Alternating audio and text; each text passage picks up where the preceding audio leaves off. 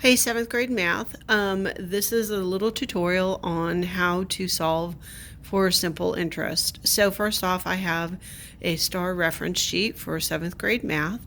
And if you go down to the bottom where it has additional information, we have pi, which is what does pi stand for? Distance, simple interest, and compound interest. So today we're just going to be focusing on that. And simple interest is a formula that you follow, and it's a formula where you find the interest in different scenarios. So the formula is capital I equals PRT. So it looks like this. I equals P, which is principal, R, which is rate, and T, which is time. So P is principal,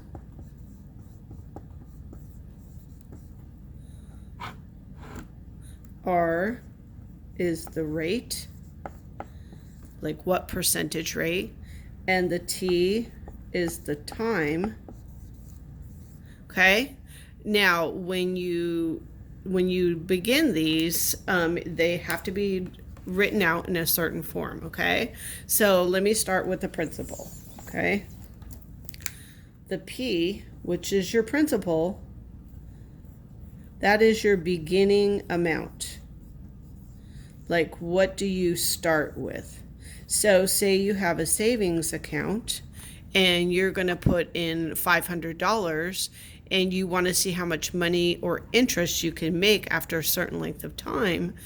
That would be your beginning amount, the $500 that you start with. Okay, then your rate will be given to you as a percentage. So say it's 3%, but when you calculate it, you cannot leave it as a percent. You have to change it to a decimal. So right now the decimal is right here, if that were a whole number. And to get rid of the percent, you have to move the decimal 2 places to the left. So then our rate would actually be this. You can never have a percent. You always have to move the decimal. Okay, here's another example. Say our rate is 2.5%, and some kids might say, well, Miss Booth, it already has a decimal. But what we're trying to do is get rid of the percent sign. Okay, it's not that we're trying to give it a decimal. So to get rid of it, I move it 2 places to the left. So now my rate would be 0.025, because you put this, it's a 0 placeholder. Okay, so that's your rate. It has to be as a decimal. Okay, and then T is your time, but it has to be in years. It can't be in months or weeks. Okay, so usually they'll give it to you in a problem. They'll give it to you in years, but say I had 18 months. Well, that's not years. I'd have to convert it to years. Well, 18 months is 1 year and 6 months. 6 months is half of a year, so it would be 1.5 years. Usually they don't do that in 7th grade. They'll do that in the 8th grade math. So you shouldn't have to worry about it, but just in case, it has to be in years. Okay, now I'm going to give you an example problem, which the kids in face-to-face are doing today. Okay, so the problem says, if Robert deposits $350 into Seguin City Bank that offers a simple interest rate of 2%, how much money will Robert have made in 5 years? Okay, so the key thing that you're looking for is it's simple interest. Whenever you see that, the first thing you need to do is write your formula. So I, interest, equals principal times the rate times the time. Whenever you have letters side by side next to each other, it says to multiply.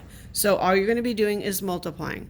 And when I have the kids do this in school, I always have them put their everything in parentheses. It keeps it neat and helps you when you're multiplying. Okay, so he deposits $350. That's a principal.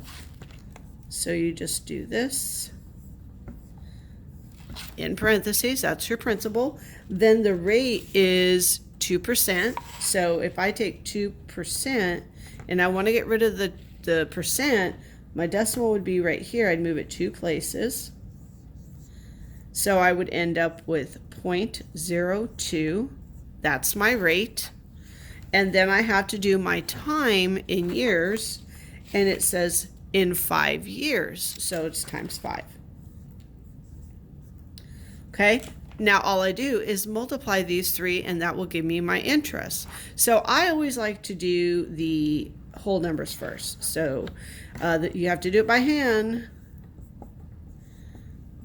So that's 0, 25, carry the 2, 15, 16, 17. So I get this for these two. I'm multiplying these two. You can do it in any order because it's multiplication. So I get 1750, but I still have to multiply it by that. So it's 1750 times 0.02. 0, 10, carry the 1, 14, 15, carry the 1. Okay, I did my 1s, so 0 placeholder. Now I'm going to do my 10s. 0, 0, 0, 0. So now I add 0, 0, 5, 3, 0. And then I see, since it's multiplication, I just count how many digits are after the decimal. So I have 2 decimal places here, none here. So I just go 1, 2. So my interest for this is $35. So I would write it like this. I equals, and we already solved it. And that's it. That's all you would do, and then you would put it in there. I hope this helps you guys. If you get stuck, watch the video again. Hope to see you in school soon.